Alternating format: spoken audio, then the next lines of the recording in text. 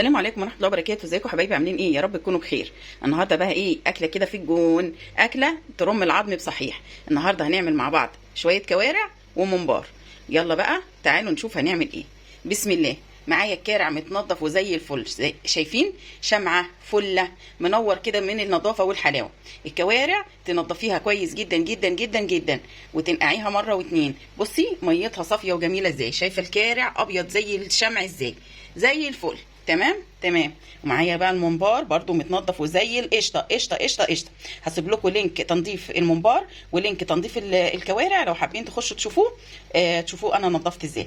هنسمي بالله ونصلي على الرسول صلى الله عليه وسلم ونبتدي. اول حاجه هنعملها هصمد الكارع بتاعي علشان نبدا نولع عليه الاول عشان ياخد ايه سواه. دلوقتي حبيبتي انا معايا حله فيها ميه بتغلي على النار، ما فيهاش اي اضافات، ما فيهاش اي اضافات. اول حاجه هعملها اجيب الكارع القمر بتاعي ده، شايفين النظافه؟ شايفين حاجه كده ايه، عسل تتاكل نيه من النظافه. اول حاجه اعملها هصه الكوارع. بسم الله. هعمل لها ايه؟ هديها غلوه في قلب الميه دي، يعني الكوارع تاخد غلوه في قلب الميه وبعد كده هطلعها واغير الميه بتاعتها واغسل الحله واحط ميه من اول وجديد. لازم الخطوه ديت هتديكي نتيجه مهمه جدا جدا وحلوه قوي قوي في سلق الكوارع. كده يا حبايبي زي ما انتم شايفين كده الميه بتاعتي غليت غلوتين بالكارع. طبعا ايه الميه الاولانيه دي بص بقى بتطلع فيها ايه، اي حاجه غير مرغوب فيها. يعني ايه الحاجات دي؟ انا هشيلها بقى كده وهنشل الكوارع بتاعتي من الميه دي وهغير الميه واغسل حلتي واحط ميه جديده وابدا ايه اسلق بقى ايه الكوارع السلقه التمام. كده يا حبايبي انا طلعت الكوارع، غيرت الميه وغسلت الحله وحطيت ميه جديده. الميه بتغلي، هدي الميه بقى ايه. بسم الله. هحط حبهان ورق لورا وحبهان وكبابه صيني وفلفل اسمر كله حب، يبقى لورا وحبهان وفلفل اسمر حب وكبابه صيني حب. وهبدا انزل الكوارع اللي انا ايه اللي اديتها الايه الصمده الاولانيه. هبدا بقى ايه بسم الله هنزلها بقى في الميه دي وتغلي. ولما تغلي هوطي عليها نص توطيه واسيبها بقى ايه تاخد راحتها لغايه ما تستوي خالص. الكوارع ما بتستويش على نار عاليه، لازم اول ما تحطيها تغلي غلوتها وتوطي النار نص توطيه وتسيبيها ايه هتستوي معاكي وتبقى زي الزبده. كده يا حبايبي هبدا بقى نسمي بالله ونعمل خلطه الممبار. معايا بصل وفلفل وثوم وهريسه شطه. انا مش هقلي، مش هدي الحاجه لون، الحاجه بس ايه تدبل بس. وانزل بالصلصه بتاعتي. الزيت كان معايا سخن فايه البصله تدبل بس واروح نازله بالفلفل والثوم والهريسه. كده البصله دبلت تدبل بس انا مش عايزه اقلي، مش عايزه ادي لون. هنزل بالفلفل والثوم وهريسه الشطه. الهريسه دي مفرزه اللي هي الفلفل الحار الاحمر.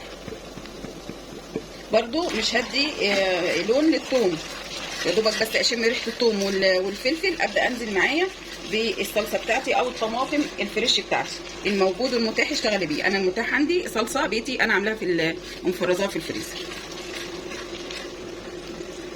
كده يا حبايبي بدات اشم ريحه الثوم والفلفل. هبدا انزل بالصلصه. بسم الله. وهديها التوابل واسيبها بقى ايه تتسبك، هي تتسبك على طول لان دي صلصه. وهنبدا بقى ايه نشوف الخطوه اللي بعدها. بس الاول هنديها التوابل بتاعتها. كزبره، كمون، فلفل اسود، بهارات مشكله، معلقه بابريكا، ونديها الملح ونسيبها بقى ايه تتسبك ونعمل الخطوه اللي بعد كده. كده يا حبايبي هنبدا بقى ايه نجهز خلطه الممبار. عملنا التسبيكه وجهزنا حاجتنا. معايا بقى ايه غير البصل والفلفل والحاجات اللي اتعملت في التسبيكه، معايا حاجات ايه نيه. معايا بصلايه وفلفل وثوم هنزل بيهم بالمنظر ده.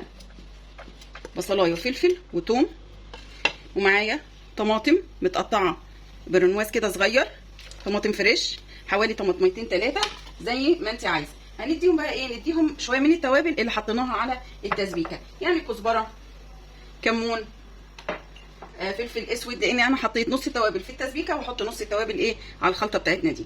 بهارات مشكله وهديها برده ملح، بقيه الملح الباقي بتاعنا، وهديها نعناع ناشف، هفرك عليها شويه من النعناع الناشف. بسم الله. هيدي بقى ايه، هيخلي الممبار بتاعك بقى ايه، حاجه كده ايه، عسل. الخضار كمان دوت الفريش اللي هنحطه دوت هيبقى حلو جدا جدا جدا مع الايه، مع الممبار. هنديهم بقى دعكه كده محترمه بايدنا، التوابل مع البصل والثوم والفلفل والنعناع، نديهم دعكه كده محترمه كده بايدنا، نخلي النكهات كلها تتدخل مع بعض.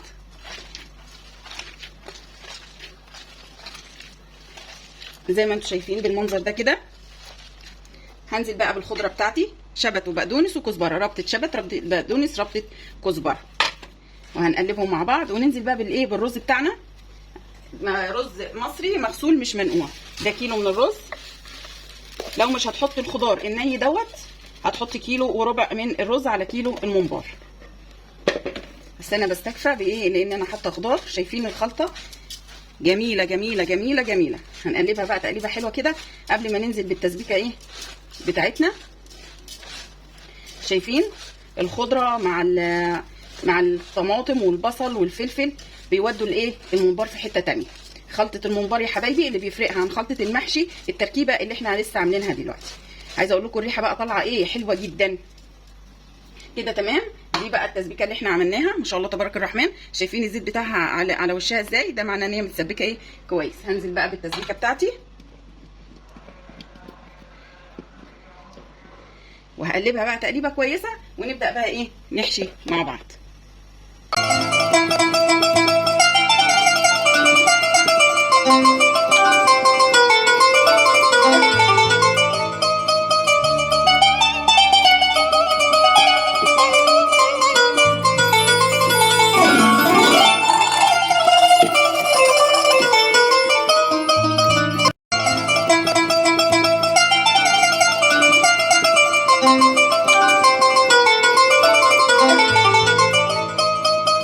حبايبي ما شاء الله تبارك الرحمن، زي ما انتم شايفين حشيت الممبار بتاعي كله. وزي ما قلت لكم لو هتحطي خضار فريش معاها طماطم وبصل وثوم وفلفل، يبقى هو كيلو ممبار ياخد كيلو رز. لو مش هتحطي وهتستكفي بالتسبيكه، يبقى ياخد كيلو وربع من الرز. ما شاء الله تبارك الرحمن. ولازم تعمليه ايه، مبطط بالمنظر ده، تبططيه كده ما تكبسوش قوي علشان ما يفرقعش منك. يلا بقى على البوتاجاز ونكمل كده يا حبايبي. لازم الحله اللي تسلقي فيها الممبار تبقى حله كبيره، علشان هو طبعا هيكبر، ما ياخد راحته وايه، وما فيش حاجه فيه تفرقع.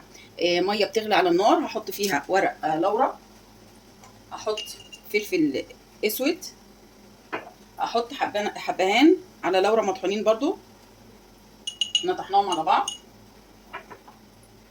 واحط كمان سنه ربع معلقه من التوابل المشكله اللي هي توابل اللحمه.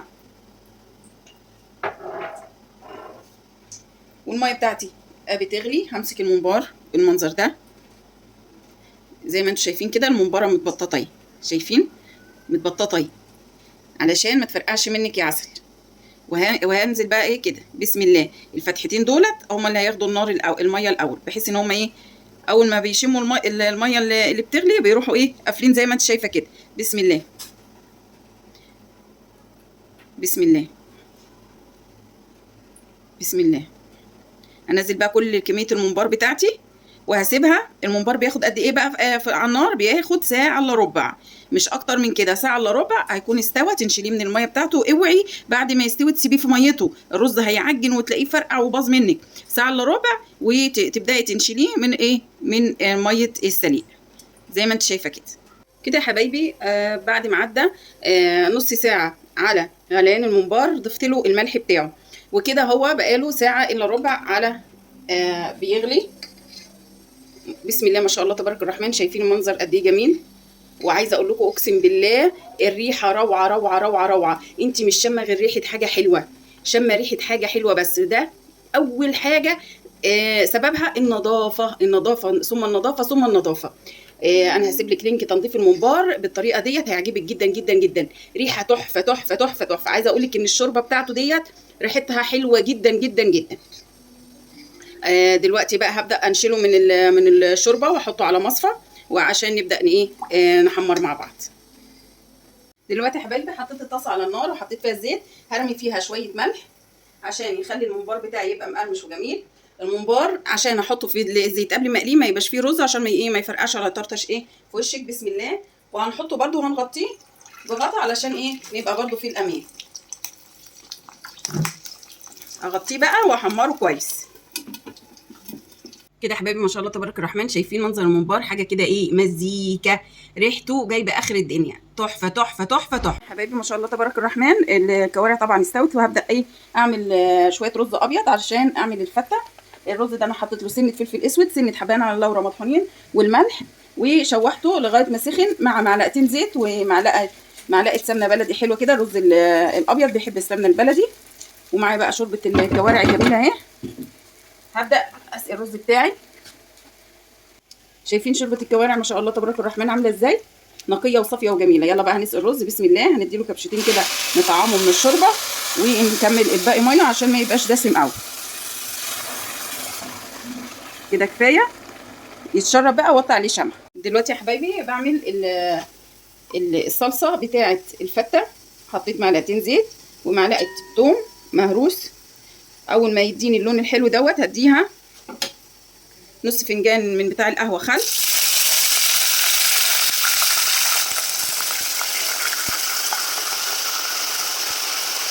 وانزل بالصلصه بتاعتي.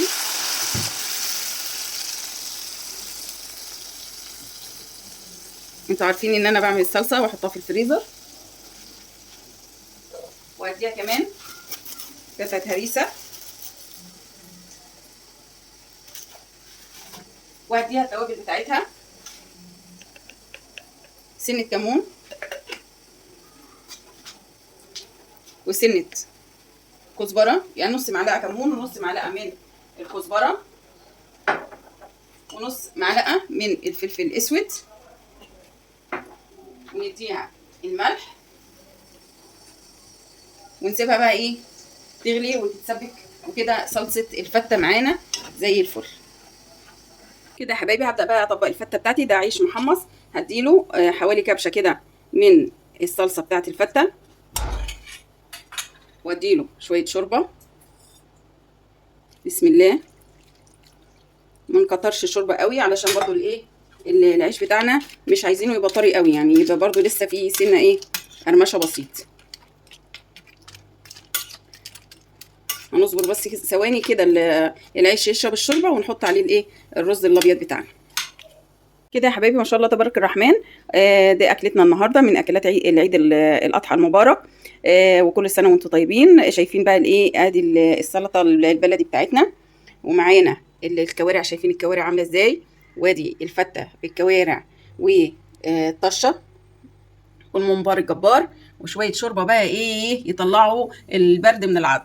وكل سنه وانتم طيبين. ويا رب بقى لو الاكل عجبكم النهارده وطريقتي عجبتكم، ما تنسونيش يا حلوين يا امارات لايك وشير وكمان اشتراك. ومع السلامه.